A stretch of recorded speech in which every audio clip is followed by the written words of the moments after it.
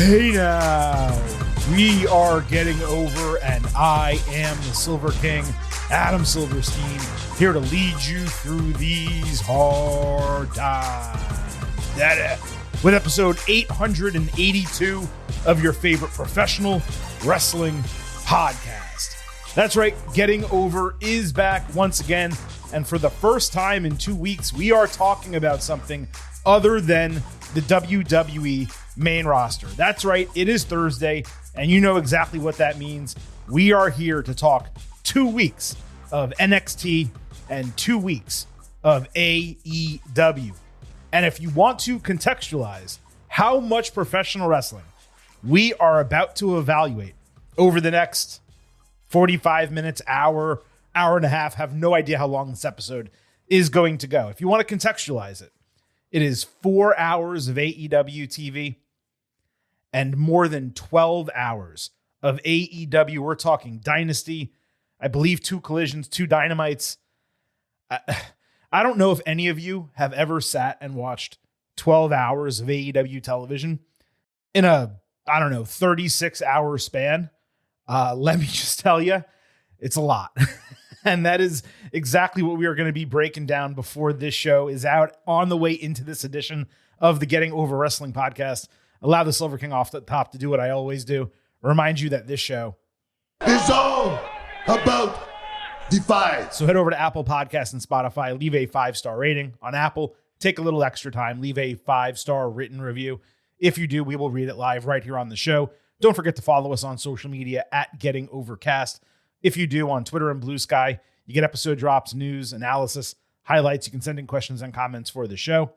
On YouTube, when you subscribe over there, you can listen to the program and you can watch full-length video interviews across the board wherever you want to find us. You can do it on social media at Getting Overcast. And lastly, please remember, I happen to love the number 5. Sure hope you do as well. $5 a month, $50 for the entire year.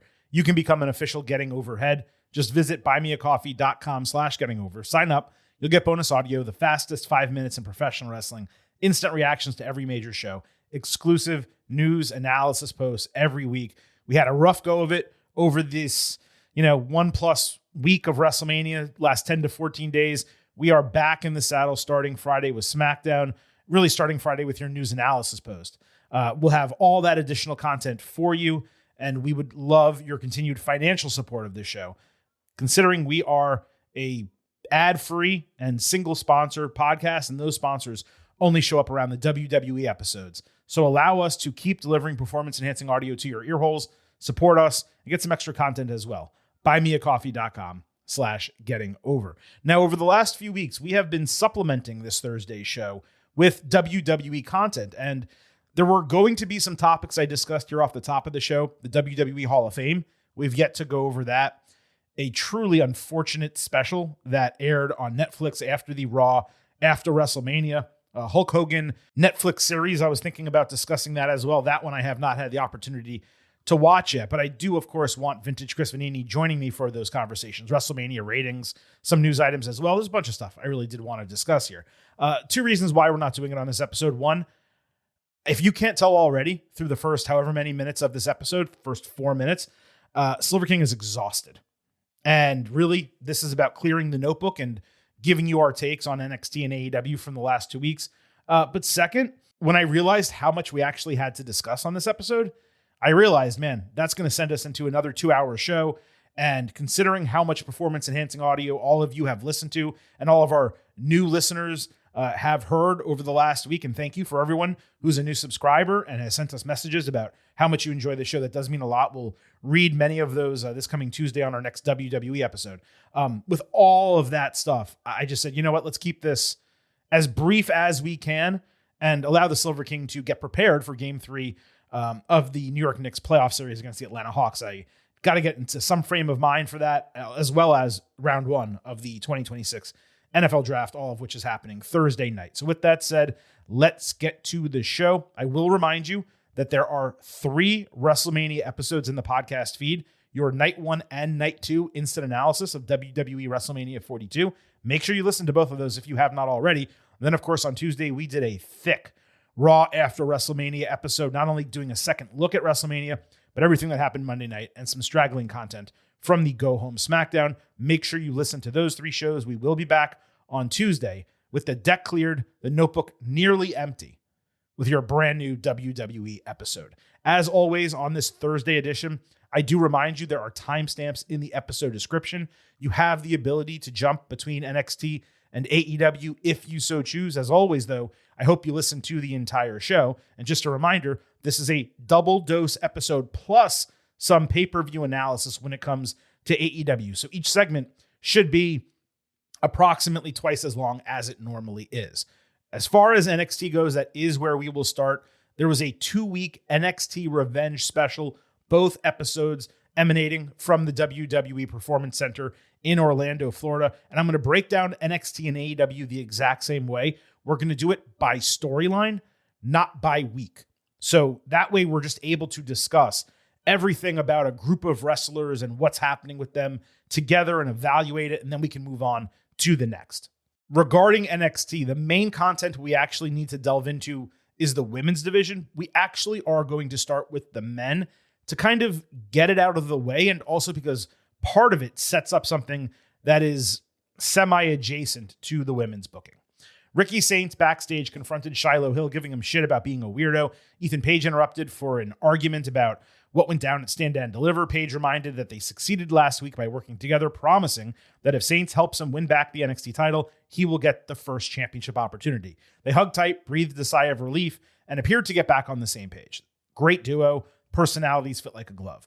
Tony D'Angelo later got a tape promo putting over Page for his NXT run and for Oba Femi getting his expected win over Brock Lesnar. That's what he said would happen. Tony noted that he beat Oba in NXT. D'Angelo said that he changed his life for the NXT title and he'll smash Page to keep it. Both of these were well-done segments to build the main event. Not that it needed much, really, just considering it had been an established storyline. So we had D'Angelo against Page for the title. Saints tried to help Page a minute into the match, only to be pulled under the ring and hogtied by Hill, who dragged them all the way back through gorilla position. D'Angelo dominated with his power moves until Page got a second wind by cutting some corners. He hit an avalanche power slam and a splash for a false finish. He brought the title into the ring, hit Ego's Edge onto it for a false finish. Not a disqualification because the title was in the referee's possession. He did not remove it from the mat. Tony D countered Twisted Grin atop the announce table by doing a full Nelson slam into the barricade, then running the top of the barricade for a spear that did not break the table, and he hit dead to rights in the ring to retain the title. The table not breaking put a damper on the finish. It was much less impactful and spectacular than what was planned. D'Angelo getting the clean, decisive win over Page was not surprising. This was clearly Ethan's final night after a tremendous run in NXT, and you obviously saw him get called up to Monday Night Raw the following Monday. Saints getting hogtied by Hill. That was hysterical. Shawn Michaels coded, as the kids would say. And it was a perfect injection of silliness into the match. Not going to sit here and tell you it was a great match or anything like that, but for TV, it was plenty good, with Page helping D'Angelo exactly as he needed to in the moment. In the second week of Revenge, D'Angelo backstage was told by Robert Stone that he was still trying to figure out his next challenger. Then he received a white package with a kanji symbol for war. It actually means battle. At least that was according to Keanu Carver, who somehow knows kanji. Carver also threatened D'Angelo despite, as you will hear later, being nowhere near ready for such an opportunity. To be fair, this was the best and most interesting that Carver was from a spoken word standpoint since he got called up to NXT. I'm extremely curious if this is one of the New Japan guys or someone else working a gimmick. There has been a dude from Pro Wrestling Noah doing an excursion in NXT. Maybe he steps up and is a 1 or 2 week challenger. We will find out what is going to happen there. Now we can move over to the women. NXT Championship was on the line. Lola Vice against JC Jane. Lola was surprised backstage by Stephanie Vaquer. They wished one another luck ahead of their respective title matches. This main evented NXT 2 weeks ago. There was a strangely blocked spot where Lola hit a seated senton on Lainey Reed. Vice ran through her signatures and then landed a huge roundhouse kick. A ringside distraction from Reed allowed Jane to land a pump knee. Lola caught JC in an armbar over the ropes, just like Stephanie did during their title match where JC won in a shocking upset. And just like that finish, Fallon Henley jumped on the apron, hit a swinging 619 on Lola, except this time she completely missed it in reality. Back inside, JC landed rolling encore for a false finish, made appropriate considering, again, Fallon didn't come close to landing that 619. Lola pounced with a guillotine, but got tagged through the ropes on a reversal. And just like when she won the title, Lola ducked rolling encore and landed her spinning back fist even better this time to retain the strap. Considering Vaquer was backstage and they called back to that match a couple of times, it was surprising that Stephanie did not come out to even the sides and help her girl. It made less sense for her to be there, them to reference her, and then not play that card. Still, the match was strong. Lola was established as champion, and JC was seemingly written off. Hell, Fatal Influence as a group may have been written off. Strong main event overall. After the bell, we'll talk about these individuals more later. Callie Armstrong, Kendall Gray, Izzy Dame, Zaria, and kind of Sol Ruca all came out to put themselves in position as future challengers. Odd that Jada Parker and Kalani Jordan, who are also on the show, were not part of this segment, but the idea was really just to flex the obscene amount of talent in the division. This week on NXT Revenge, Lola hit the ring saying she made a statement retaining over JC, and she planned to reestablish herself as champion the same way Jane did. She talked about all the other women coming after the title and the pressure that was created, adding that being the women's champion puts her on a path to being in a similar title match at WrestleMania one day. Vice also cautioned anyone trying to come after her title that they would get knocked out and danced over. Izzy interrupted with the culling, again saying way too much, way too fast. It's to the point that I legitimately lost track of what she was trying to say. Like, I try to give you notes on her promo, or on everyone's promos. I don't have any. That's how fast she was speaking. That's how little any of it mattered. The guys briefly distracted Vice, and Dane booted her on the head, holding the championship high afterward. Vice later told Robert Stone that she needs to even the sides against the culling. This was a rough segment. Lola forcing herself to do Spanglish was odd. Despite speaking English well, she doesn't know the difference between woman and women and continues to purposefully say pero instead of but I guess that is to maintain the gimmick or something like that. She repeated herself a few times, seemed to be puffing at her chest unnecessarily. Then Izzy comes in as chief challenger, despite twice losing to Tatum, and she's talking a mile a minute, saying a bunch of stuff that doesn't matter, almost like she's trying to prove that she's smarter than everyone else in the room. It was ridiculous. Less is more, girl. Not against Vice being champion, obviously, but I'm not all enthused for this first feud. Sol Ruca led a video package basically telling her entire side of the story with Zaria, gaslighting some of the situations with her warped perspective while calling Zaria jealous. She claimed that she was the one who apologized when they argued, which was not true, and she believed their bond was stronger than their ambition, but apparently it was not. She suggested that all Zaria does is make excuses for not getting the job done. Man, she comes across insufferable as a character. Zero introspection, zero perspective. When this ended, I hoped and believed Zaria would get the same opportunity later in the show, or else that would have completely buried her character's legitimacy. Zaria indeed got equal time later, telling a far more realistic side of the story, with Sol pointing out all the instances of Ruka's selfishness, including how she was at fault for Zaria losing her title, and how all Zaria ever did was get her back whenever asked, despite being held down time and again. She said not even 3 Soul Snatchers will keep her down, and after everything Ruka has done, she will burn her down along with the world. Zaria is painted as the more aggressive party, which would technically be the heel, but time and again, her side of the story is far more logical, realistic, and accurate. It resonates, her side. And Soul's is just, oh, you don't like my success and you're jealous of me. And it's pure gaslighting. Zaria is perhaps the most underrated promo in WWE right now. I'm not saying NXT. I'm not saying the women's division. I'm saying the company. The woman can talk.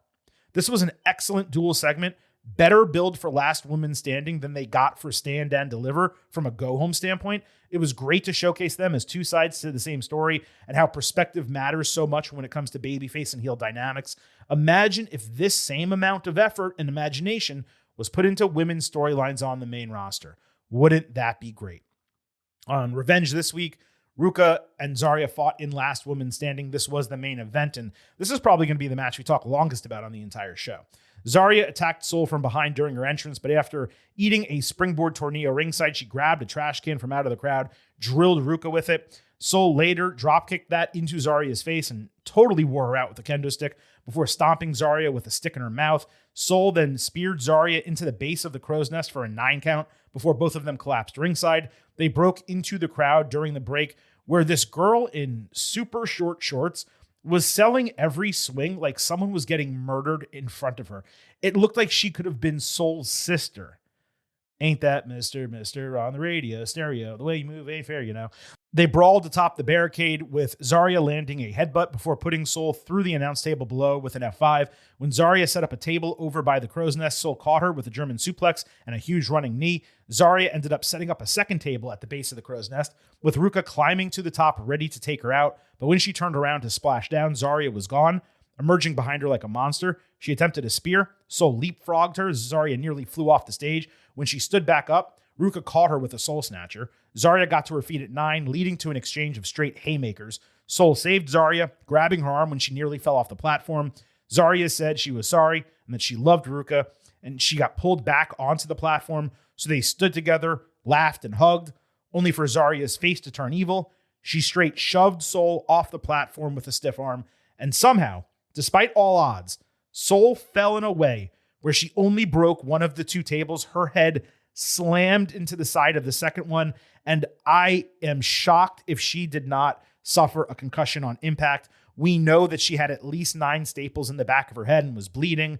WWE does not come out and say a person suffered a concussion. That never happens. I have not seen any reporting to that end, but that shot where it requires 9 staples. Look, Silver King, I've busted my head open before, the front of my head. I did it in middle school. I didn't have any staples. I forget how many stitches I had. I want to say it was like 50, 30 on the outside, 20 on the inside, something like that.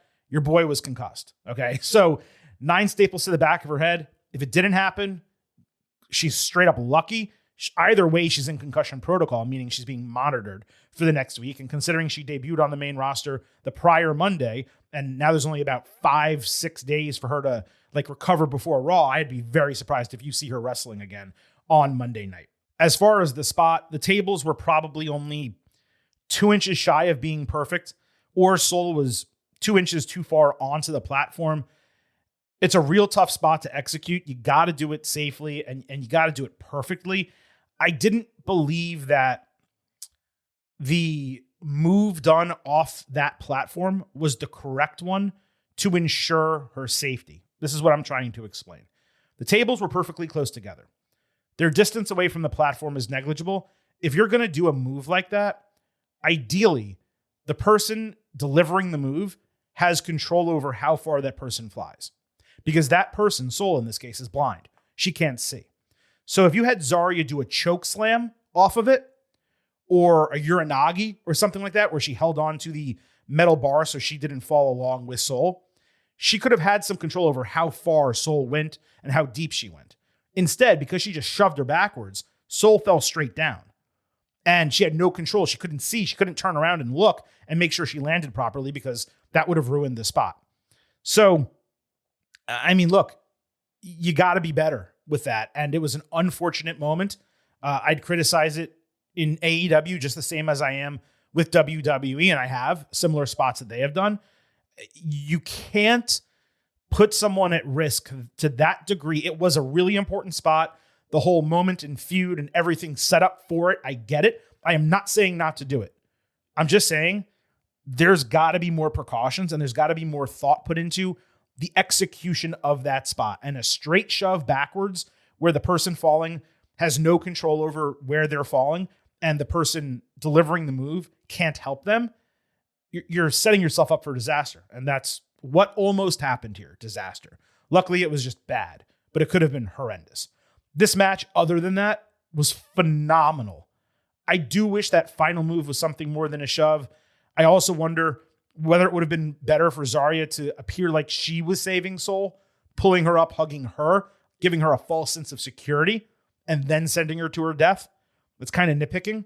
The storytelling in this match, coupled with some top-tier wrestling, it was excellent. Ruka went out on her back with Zaria now elevated firmly into the main event scene on NXT. She should be champion as soon as possible. And there's always the possibility to mend that relationship one day on the main roster, because you saw that there were still legitimate feelings shared between them. Not only did this clear their first match, it cleared every women's match at WrestleMania, including Rhea Ripley and Jade Cargill. Not just because of the quality of wrestling, but the time, the story, the attention to detail, and the care. Probably one of the best main events in NXT history. And that is some tough billing because there have been incredible main events on NXT TV. Let me clarify. One of the best main events on NXT TV history, not NXT PLEs. Those, of course, are a different animal. This is what should have happened at Stand and Deliver. This should have main evented that show with this stipulation, with a similar finish. No doubt in my mind. 4.5 stars, A. Saints was hot backstage going after Hill, who had some power tools in his hand, and he scared him away. Shiloh randomly having an entire workshop in the backstage area is so ridiculous. So NXT, it's really perfect. It's like a polished NXT 2.0 gimmick. After a couple rough weeks at the beginning and those strange vignettes not hitting, Hill has completely worked it out. He is now off and running, and it actually got better later in the show. We'll come back to this. Blake Monroe and Vanity Project were pleased to learn backstage that Tatum Paxley accepted a rematch challenge for next week, considering Monroe did get the fall in the mixed tag team match. However, Robert Stone announced that he booked the match with a stipulation of Tatum's choosing, so the boys one by one ranted at Stone while calming Blake down and convincing her that she can overcome any obstacle in her path. The pairing of her and that trio, it's perfection. It's completely natural, and it really speaks to the talent of these three guys. They're able to immediately connect with anyone who joins their ranks. Granted, we're talking about super talented people like Paige, Saints, and now Monroe, but still, no matter what, they always fit like a glove with whomever they are working alongside. Glad a stipulation was added to this match, as running back singles would have been a bit blah. Paxley was later resting atop some scaffolding, forcing Stone to climb up multiple platforms just to find Tatum and ask what the stipulation was going to be. She said she wanted to send Blake to hell where she belongs, and just as that was coming into focus, Shiloh rolled a casket he built with his bare hands into the frame, and both of them laughed manically. Hysterical that he built and painted an entire casket in 100 minutes of TV time. So they are going to run a casket match. That was the plan for this week's NXT Revenge. Totally unexpected stipulation, but the same general concept of what I've been wanting from NXT for a while. Loser leaves town. That's basically what a casket match can usually be. And in this case, it was. Even though Paxley is more than ready for the main roster, it stands to reason that she would retain the title and just fully solidify herself as champion, with Blake debuting on TV after WrestleMania. That was my assumption when the show ended. It made too much sense. This was a super fun segment, especially with Stone being forced to find Paxley in such a random spot backstage. So this week on NXT Revenge, Blake was looking, frankly, incredible backstage. I was up all night. She was looking at herself in her fake championship while Vanity Project boys were swiping, looking for some hot ass to go after. When they found one, Blake gave them permission to go do their thing, as they had helped her enough already. Monroe telling the guys that she's good without them basically felt like a harbinger for what was to come later in the show.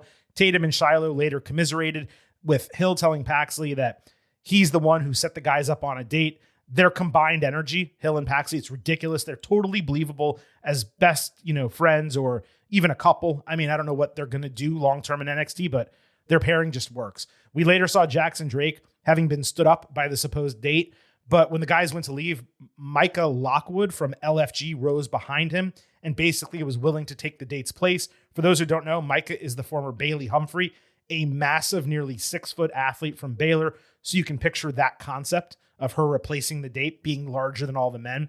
They ended up having a date, with Micah showing Jackson his planned date was actually an AI bot. She ended up going on a date with all three of the guys, and Drake was fully into her. I'm not sure if this is the indication of a call-up or they just used her for the spot, but it worked. Really fun setup for the ensuing match, Also, I like how hard the guys fell for her, when perhaps visually that is not something that would have been expected from the segment, is probably the best way to put it.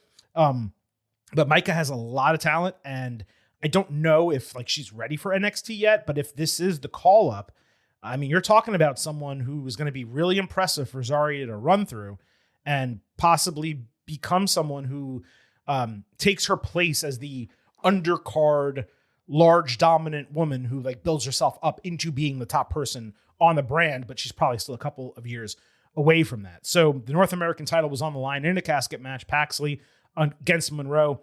Blake entered in basically a black pantsuit instead of a white wedding dress, which is what she normally wears. And it was like Tatum and Blake were dressed as a mourning bride and groom, respectively, almost at a funeral. Both of them wore veils as well. It was a brilliant look for both of them.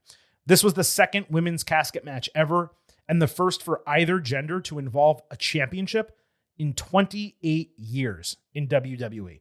It was also sponsored by Panda Express, which made me laugh. They're there dressed like that. There's a casket ringside. And then like during the commercial break, because I'm watching on Netflix, the camera pans up to the left and you see a huge Panda Express logo. And you're like, what the hell is going on right now?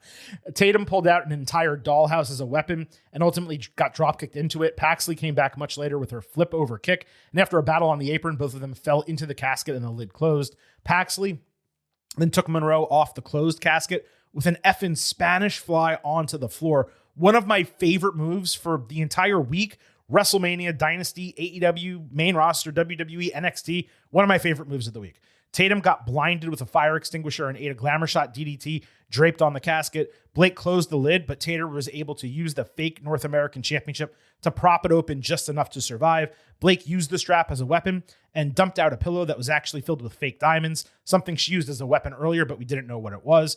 Paxley countered another glamour shot DDT with Cemetery Drive into the diamonds, sending Monroe scurrying across the ring, where she landed another flip over kick Tatum did atop the ropes. Blake got dumped into the casket with her fake title.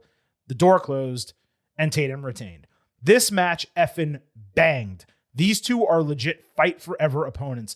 It was obvious that Blake would lose and get to the main roster, but man, Tatum is so beyond ready for Raw or SmackDown at this point that it is crazy she is still in NXT. I'm not sure she was better than Monroe here, but she was absolutely her equal.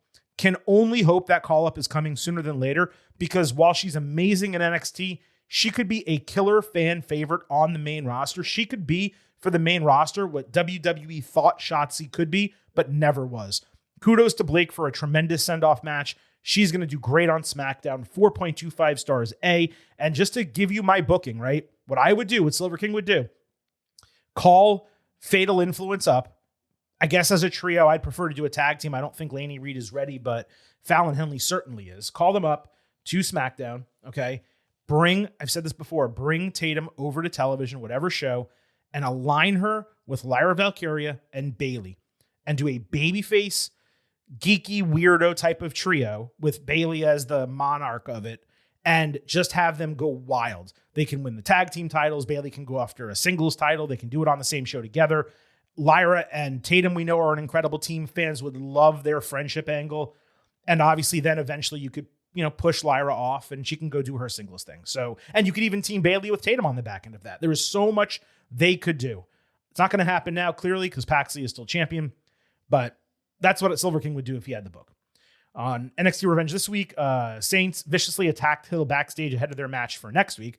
I was a bit surprised they didn't go deeper with this because Ricky is the last veteran standing on this brand, basically, but I guess we will see how it progresses. Kendall Gray voiced an NXT Chronicle about her rise in NXT Evolve, helping her develop all of her title opportunities, and how Ren Sinclair has opened up her personality and allowed her to have fun while taking her job seriously. She also talked about Julius Creed recruiting her to WWE, how transitioning from amateur wrestling was difficult, and idolizing John Cena. This was almost an infomercial for Evolve and WWE's developmental system. That is how much she put it over. It was by far the most personality that Kendall has ever shown, and it was just the first of two parts, with Gray promising to show her edge the following week, which of course was this week. There's still a ton of inexperience and some lacking confidence in her voice. There's a hesitancy there, but I figured she would get there eventually. And then this week for part 2, Gray was talking about herself like a tomboy who wrestled and beat up guys. She told a bunch of random stories, like a less psychotic Shiloh Hill. It was so weird. Finally, she shared how much she loves winning and how she's focused to win the NXT title. This paled in comparison to the first part. Did not need it at all. She came off super strange, and it was not a good look.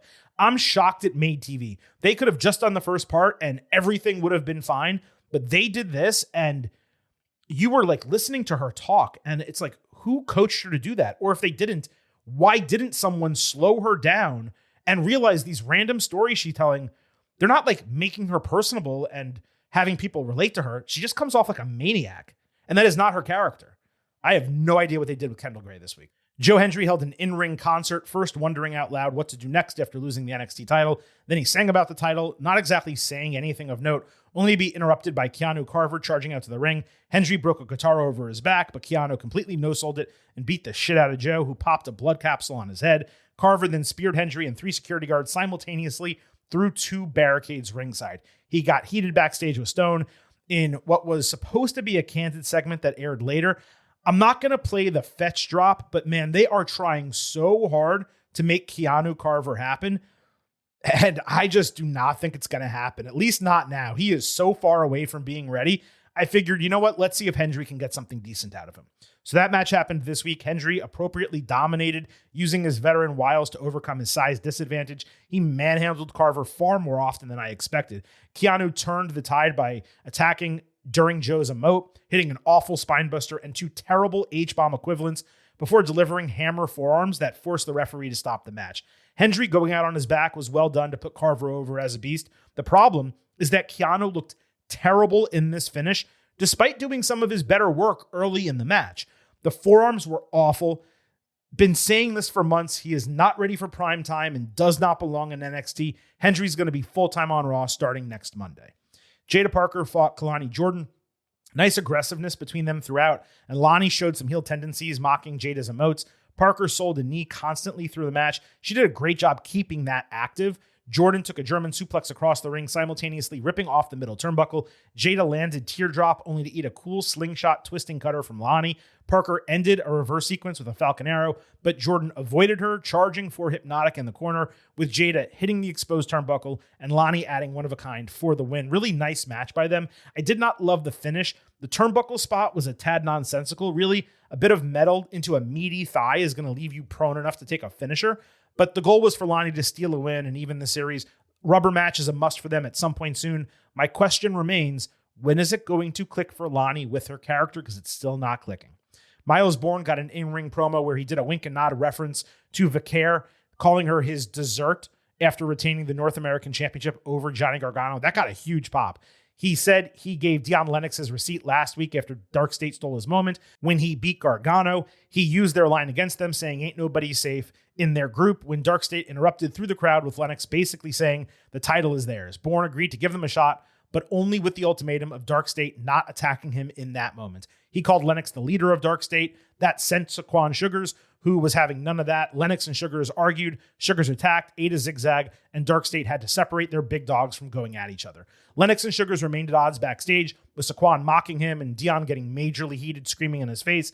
Lennox said they need gold to get back to the top of NXT, and while the other guys understood his perspective, Sugars was fed up and he dipped out of the area. This was probably Bourne's best promo ever, much more confident than usual, talking about eating Vicaire as dessert. That got such an insane reaction. It finally clicked in their heads what he was saying. You could see them slowly come to the realization. Gave him some swag too, and he badly needed that. The intra-faction angst is making Dark State more compelling as it is creating group dynamics. We literally said the stable needed to do this a long time ago. Bourne retaining over Lennox and Dark State being on the verge of implosion, to me that made a lot of sense, and it would then give Sugars a platform to stand out solo. So this week, North American title was on the line, Bourne against Lennox. Bourne took a huge slam into the base of the steel steps, but came back with a really nice mid-air counter DDT. Sugars distracted late, allowing Lennox to catch the champion with a superplex. Unique spot where Miles grabbed Deion's arm to prevent even an attempted cover. This got surprisingly intense with a huge strike exchange before Sugars ran a plan to distract the referee and give Lennox an opening. However, it predictably failed, and Bourne ran Lennox into Sugars on the apron, following with Bourne again to retain the title. I am not sure what got into these two. This was so much better than I expected. Bourne is starting to get comfortable in the ring. All he needs to do now is expand his moveset and pick a better finisher. Lennox's strength overcomes some of his shortcomings, but he is similarly stepping up as a legitimate singles wrestler who is believable in a mid-card role. Continuing the Dark State disintegration through the match finish, that was really smart. It made for a far more entertaining opener to the show than I expected.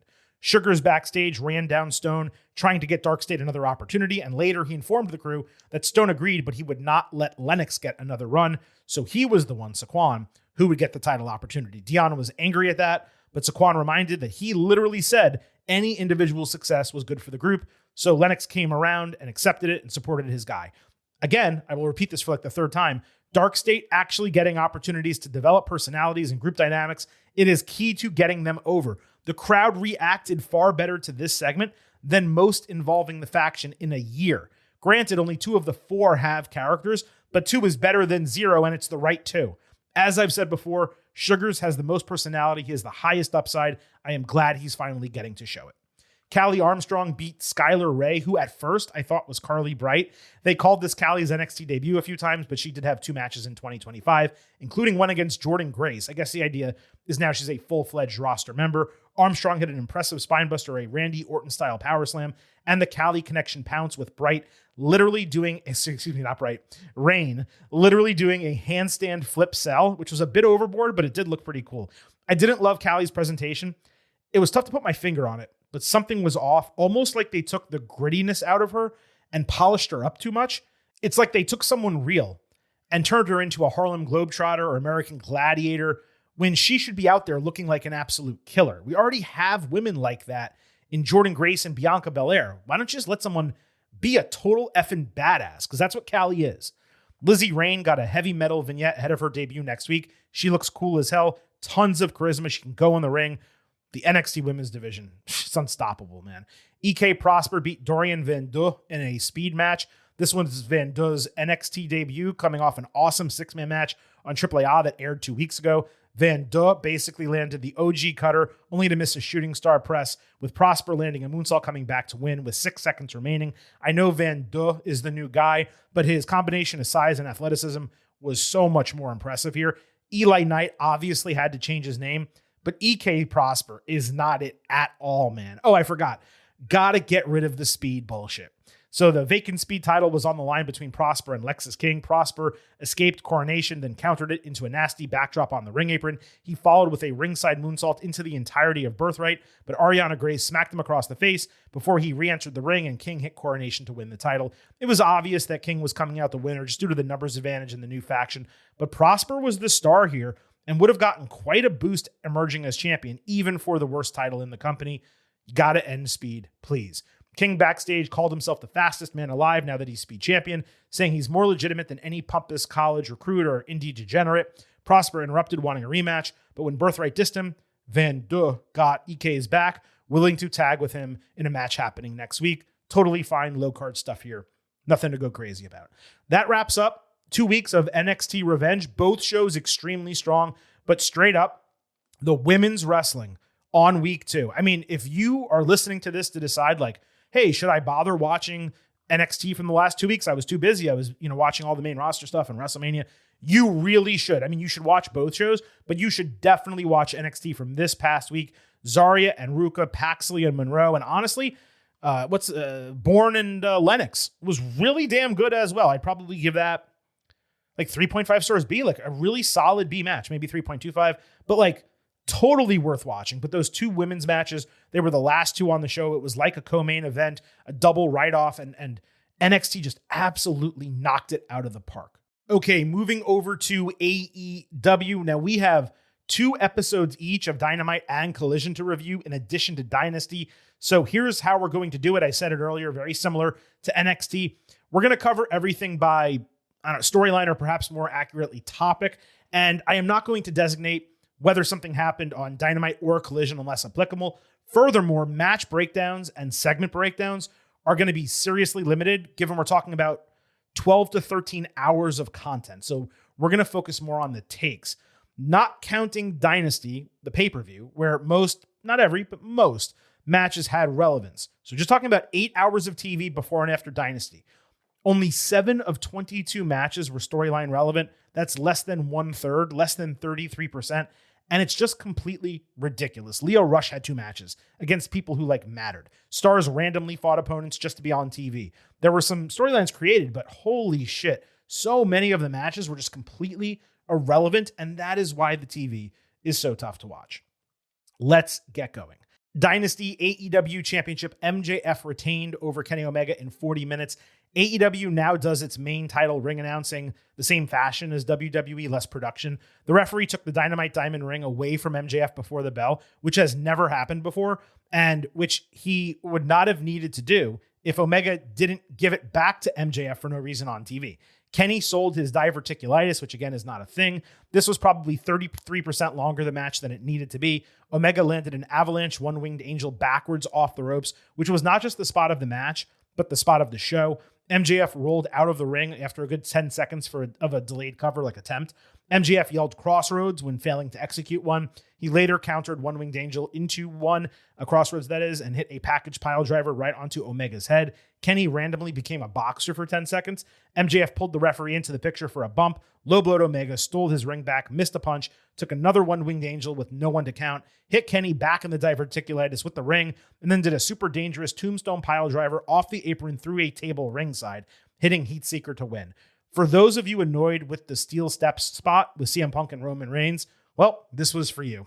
The best 25 to 30 minutes of this match were outstanding. The other 10 to 15 minutes dragged it down. 4.5 stars A for me. Great main event. Typical win for MJF. On Dynasty, Darby Allin defeated Andrade El Idolo. This was a much, much better match than the supposed 5-star Young Bucks tag we'll discuss later.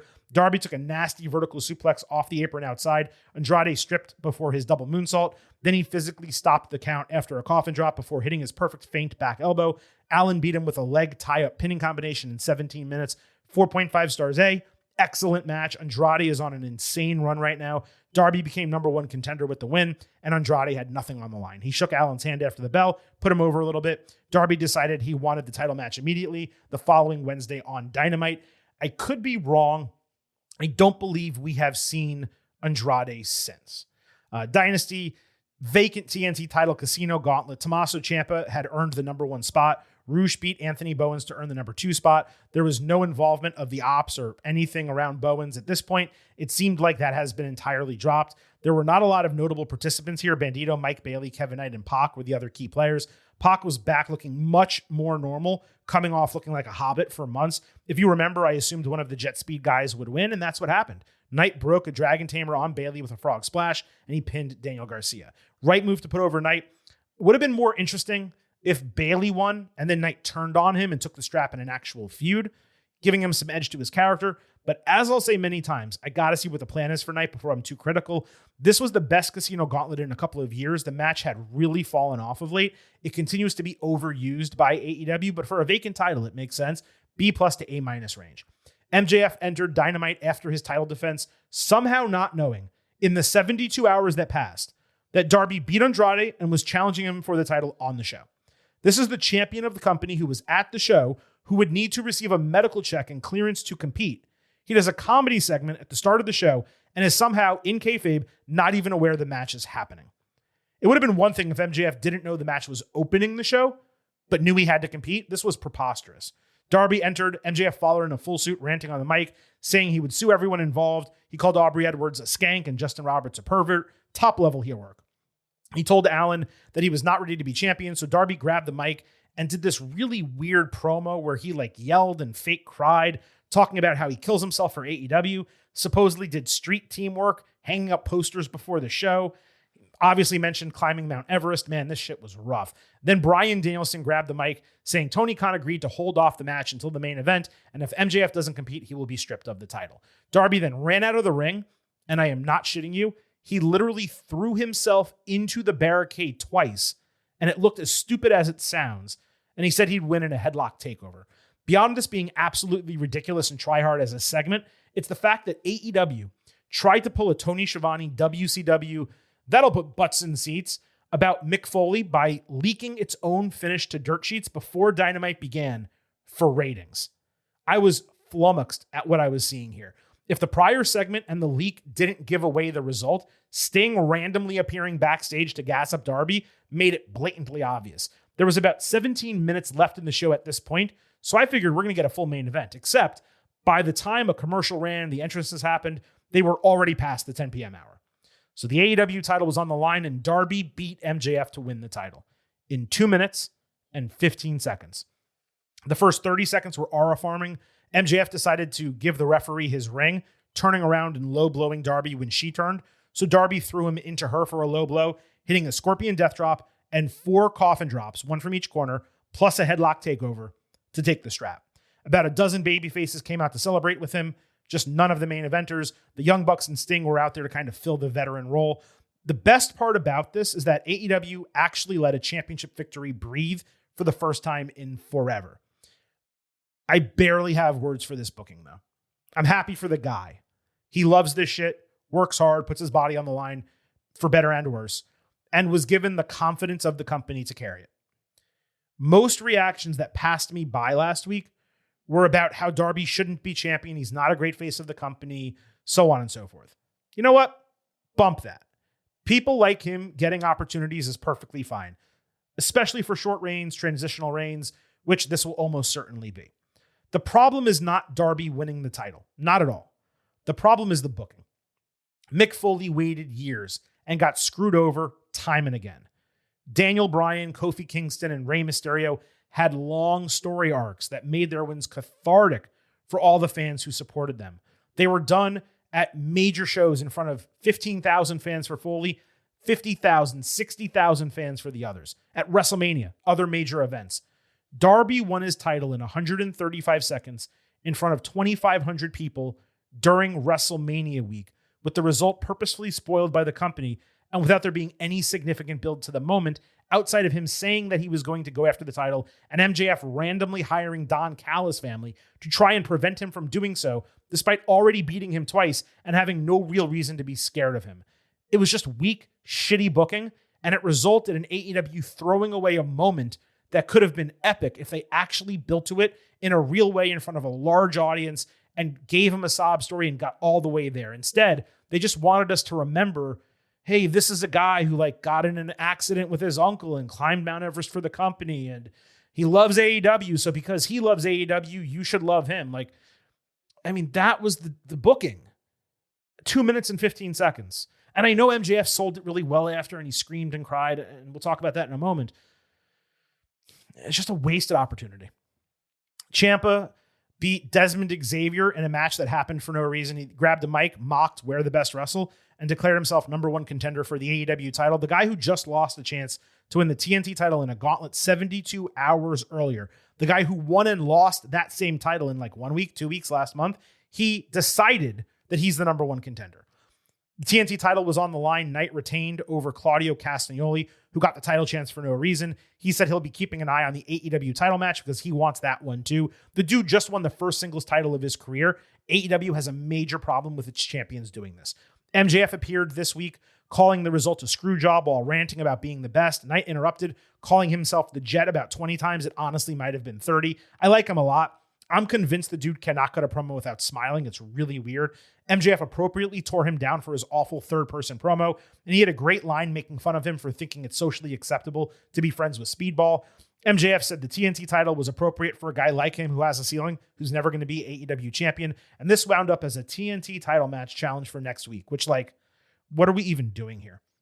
AEW title, Darby retained over Ciampa in the Dynamite main event. Ciampa got a pre-match promo saying the match was going to be a love letter to professional wrestling and him proving there's no such thing as glass ceilings after people didn't believe in him during his career. This guy was a multi-time NXT champion and regular main eventer on the brand, despite starting as a tag team wrestler. I'm not even sure what he was talking about here. Darby got a pre-match promo basically admitting he was only going to have 15 minutes of fame. MJF ran out complaining, wanting his title back. So Ciampa entered, MJF nudged him and talked shit to him, and Ciampa kissed him on the cheek. MJF could have attacked him from behind, prevented the match. He chose not to. The most notable spot of this match was a ringside air raid crash from the top rope, which was so ridiculously stupid I could not even believe it. This was not a pay-per-view, a significant rivalry match, the end of a feud, anything like that to necessitate such a risk. He was also gushing blood from his head already at this juncture. Darby kicked out of everything, including Project Ciampa. Allin got him in a Scorpion Deathlock, and that was poorly executed at first. Eventually, he got it in right and won via submission. Darby offered his hand. Tommaso took it after the bell, giving him the AEW title and another kiss of respect. This was easily the best AEW match from the 12 hours I watched. Yes, better than MJF and Omega. These guys were a perfect pairing in terms of being partners for one another. I wish the finish was a bit cleaner, but it was truly tough to want more. Despite Ciampa not deserving the opportunity and the match being over the top in spots, it was a killer. I'm at 4.75 stars A+. If you want to tell me it was slightly lower, 4.5A, I buy that, but it was no lower than that, I promise you. Pac beat Lio Rush in 10 minutes, another random match. Daniel Garcia was scared of Lio, who was this weird character, yet he still cannot win. Pac was back to looking like a hobbit with his hair forward, wearing a singlet. I don't know why he reverted his look. He won with a brutalizer as Leo smiled. Brody King and El Sky team beat 3 jobbers in 90 seconds. Why? I have no idea. King then beat Rush on Dynamite with another random match booking. He won with the Gonzo Bomb. It was noted that Brody has 7 straight wins, I suppose, coming off his title loss to MJF. Maybe he hasn't lost since then. King grabbed the mic and declared himself number 1 contender, just like Ciampa did before. Remember how just about a month ago, AEW had a huge series of matches just for Omega to earn a title shot? Now, mid-carders are one by one declaring that they get championship matches. Clearly an effort to give Allin a resume before he drops the title back to MJF.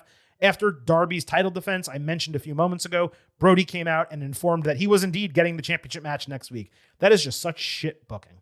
So that's the end of that topic and storyline. We'll move on.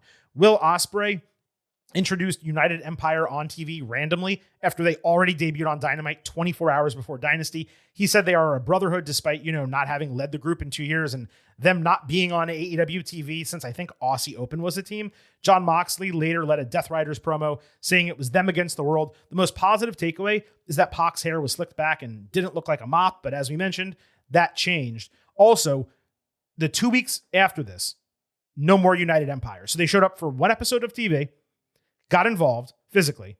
Then Ospreay cut a promo with them, and they didn't show up for 2 weeks. His guys, his group, supposed to be there to help him. On Dynasty, the Continental Championship, Moxley against Ospreay. Ospreay sold the neck all match, yet he was able to still do flips and stuff with ease.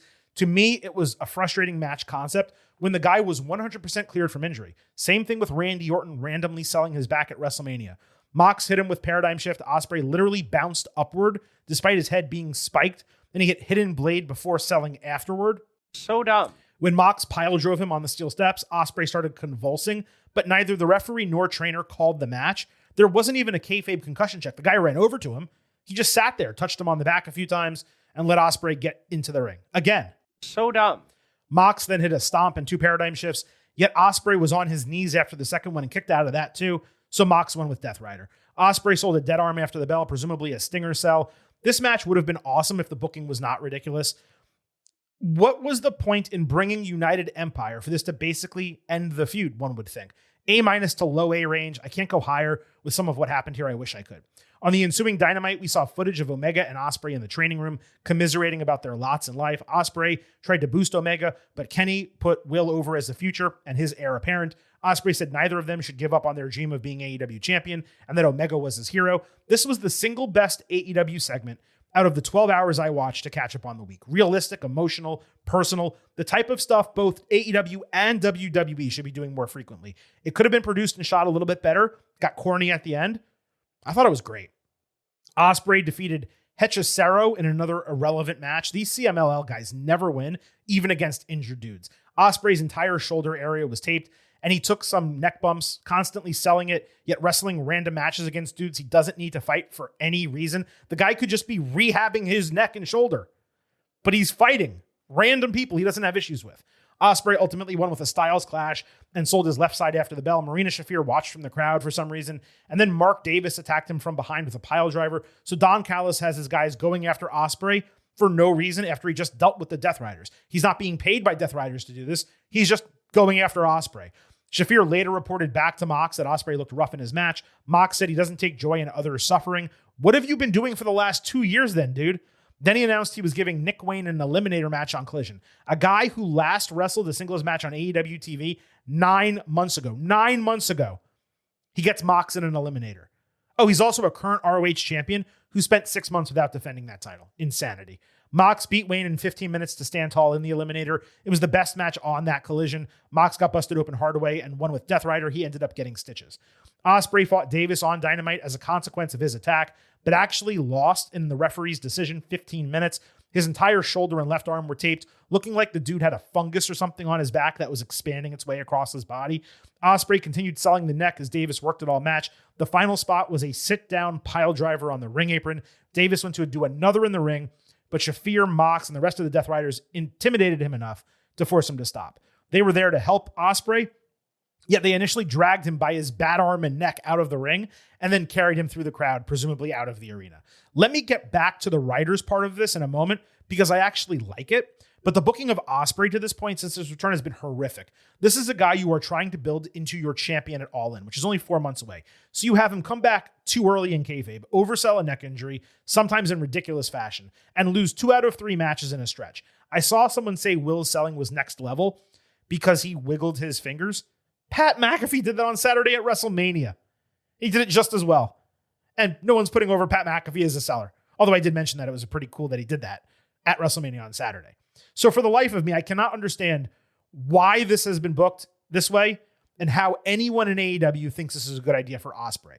That said, the integration of the writers, while confusing, is intriguing. It's confusing because they're a heel group who was reestablished as a heel group recently after Mox feigned a face turn. Remember when that happened like 2 months ago? Seemed like he might go face and get excommunicated from the group. Yeah, they doubled down on being heels and specifically went after Ospreay in his neck.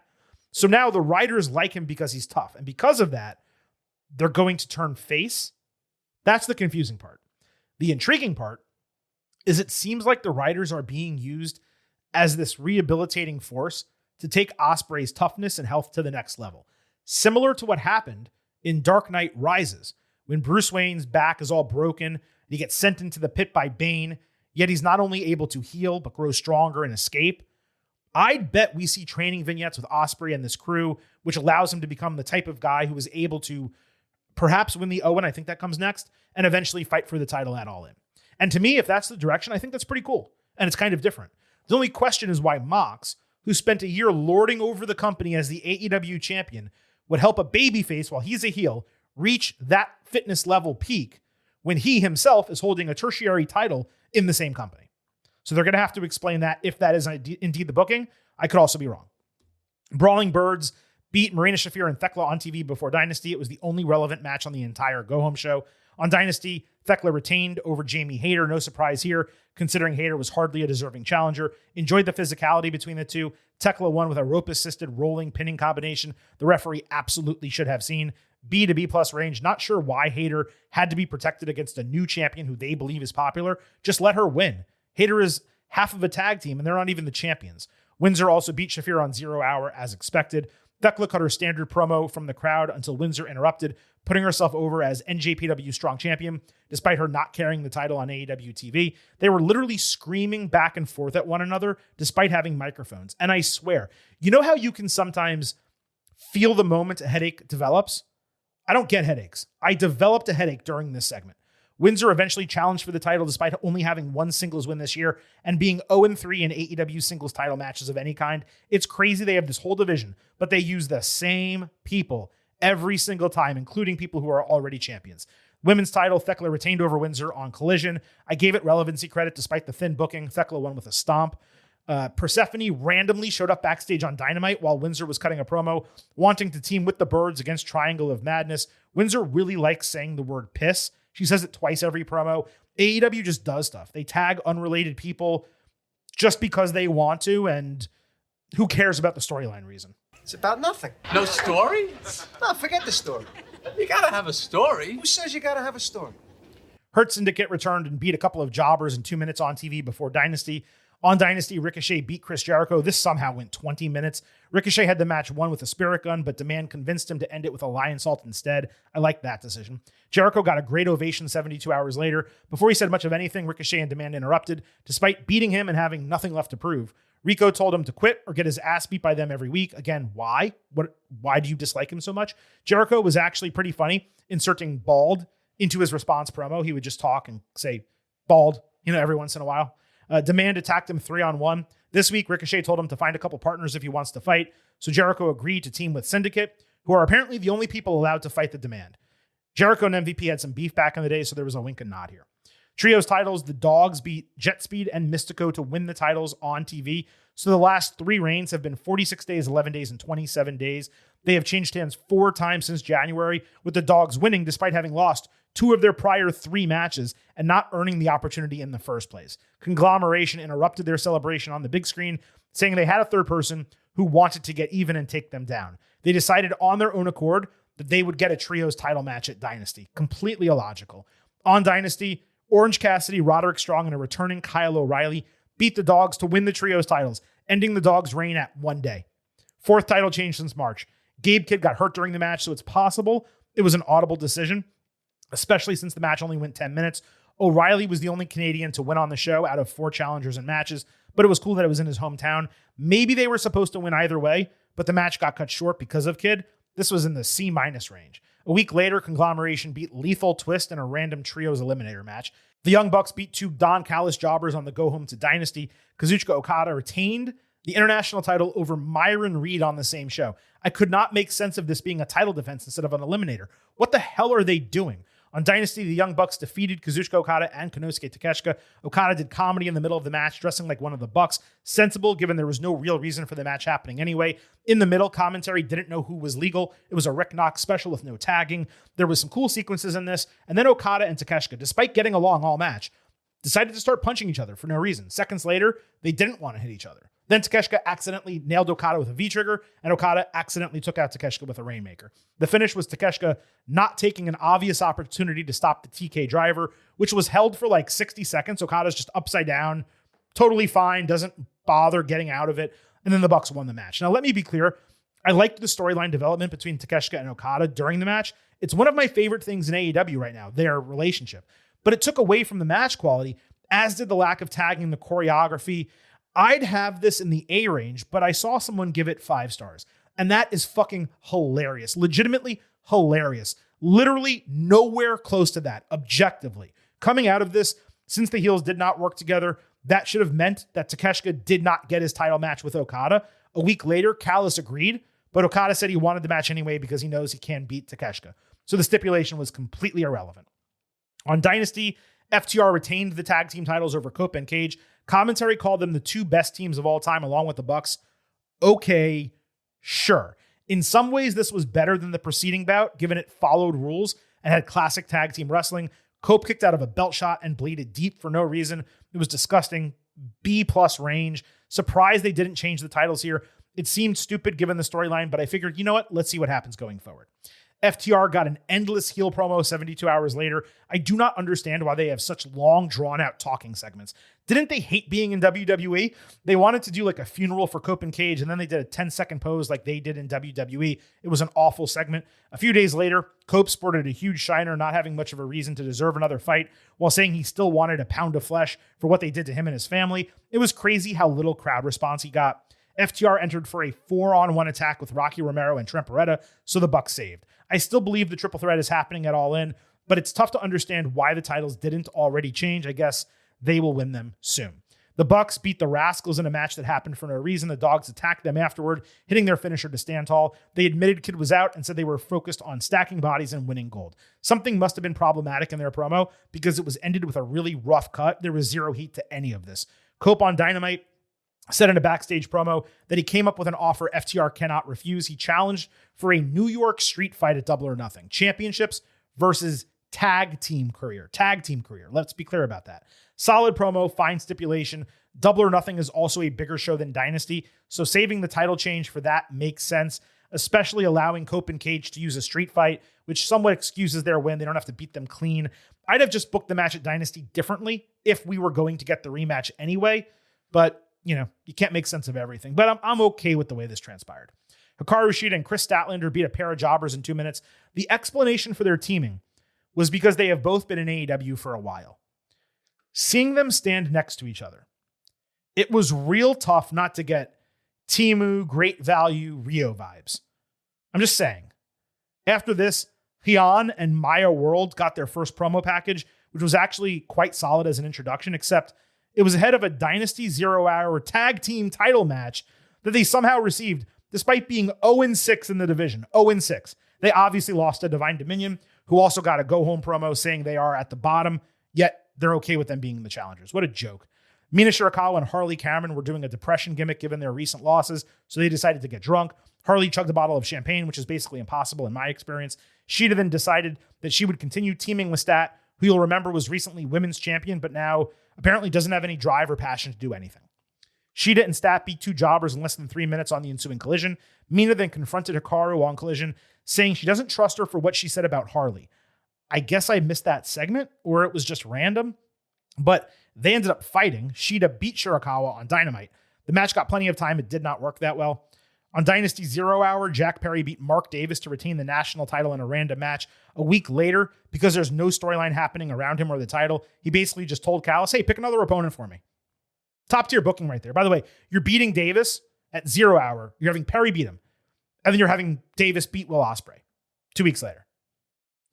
On Dynasty 0 Hour, Camille somehow returned to beat someone named Big Ann in 90 seconds.